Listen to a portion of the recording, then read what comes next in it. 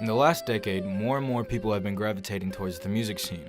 With advancements in technology making it easier than ever to create music, we decided to take a deeper look into what made making music so easy for the modern generations. But before we do that, we have to look back at how we got here.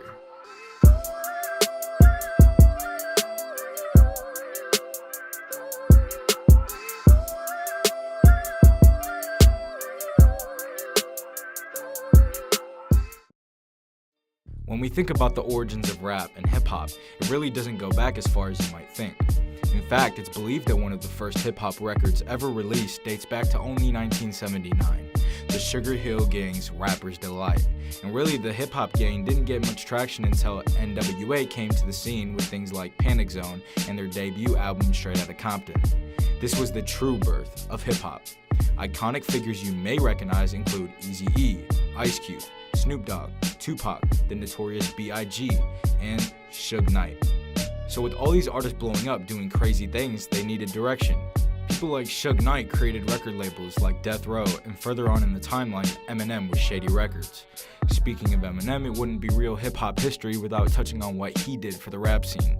He turned the traditional idea that hip-hop is an African-American career on its head, being that he is debatably the biggest rapper ever. This not only changed the way we think of hip-hop, but the type of genres in music today, including alternative rock, melodic rap, and emo rap. This leads us to the modern time with some recognizable names like Mac Miller, Lil Peep, G-Eazy, MGK, and Macklemore. Something that really changed with the new generation is how music is getting distributed. Back in the day of NWA and Tupac, you would have had to get your records out to record stores and then people would have to go and buy them. But now in the new gen, you have people like Lil Peep and XXXTentacion blowing up off of SoundCloud. SoundCloud is an online audio distribution platform and music sharing website based in Berlin, Germany, that enables its users to upload, promote, and share audio. XXXTentacion is most of the time credited to be the father of SoundCloud, as he blew SoundCloud up with him. Most people today don't even buy CDs or records because they can just stream songs on Spotify, SoundCloud, and Apple Music. This is where we are today in hip-hop with distributing and sharing music. Rap is nothing like it was 40 years ago.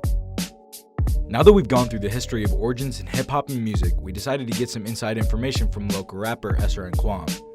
Well, 2014 was probably like when I wrote my first rap type stuff. It wasn't too good, but like 2018 is probably when I started taking it seriously, pick it up. We used to fool around, we used to just freestyle a lot actually. We didn't really have a motive until we got older and really saw how good we could really do with our stuff.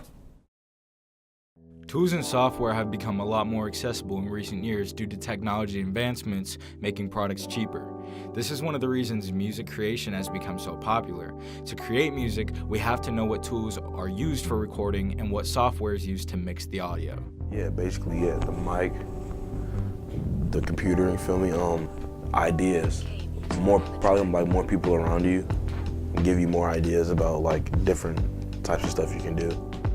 There's many different types of mics you can use. Most people's first choice is a USB mic. The price is good and it's simple to use. These mics can range from $50 to $150. Another type of mic you can use is an XLR mic, which is the more expensive option that artists usually buy once they get more serious about music. These usually range from $150 to upwards of $1,000. After you get an XLR mic, you're gonna need an audio interface to get that audio to transfer onto your computer. Audio interfaces can range from $100 to upwards of $2,000 depending on how good of an interface you want. To record your music, you're gonna need a software to process your audio. Popular softwares include FL Studios, Pro Tools, Logic Pro, and Audacity. I think social media helps advertise your music more. Snapchat, SoundCloud, a lot more, basically, get your music out there. You just gotta know a lot of people. The ease of distribution is one of the main reasons that creating music has become a popular hobby for so many people. If we go back only 10 years to really get your music heard, you needed to be signed to a record label. Record labels can take care of everything you need to get your music heard, and since not everyone can get their music out to the label representatives to hear, a lot of people who wanted to do music were unable to make their dreams come true. This is why the rise of SoundCloud is so important to today's generation. SoundCloud created a platform where anybody could post their music for free. Although SoundCloud was created in 2007, nobody really used it to post their music. After XXXTentacion and Pete blew up, basically anyone with a mic and a computer started to create music for the site. It became the new trend.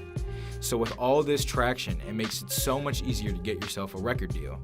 Another reason SoundCloud became so big is because of how easy it is to upload all your music. The same thing happened back in 2006 with YouTube, making uploading videos such an easy task. On SoundCloud, you upload it.